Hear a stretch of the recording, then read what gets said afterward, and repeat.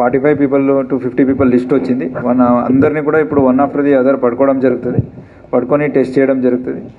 Positive వస్తే వాళ్ళకి కన్జ్యూమర్కి ఏ section ఉందో ఆ సెక్షన్స్ కింద వాళ్ళని ట్రీట్ చేసి, అలాగే అక్కడ పార్టీ చేసుకున్నారు వాళ్ళందరినీ కూడా అరెస్ట్ చేయడం జరిగింది. We have given them notices.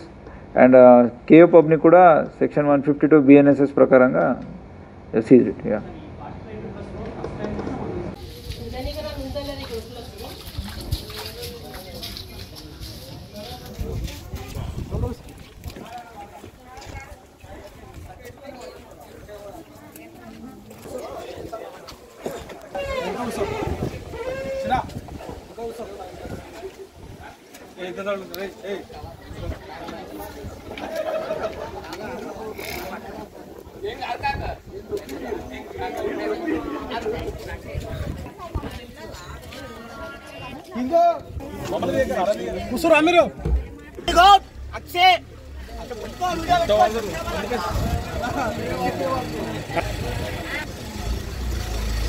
Interrogate చేయాలి. ఇప్పుడు తేజ ఇతనికి ఇచ్చేది, అతను ఎక్కడి నుంచి తెప్పిస్తున్నాడు అనేది ఇప్పుడు మనం ఐడెంటిఫై చేసాం.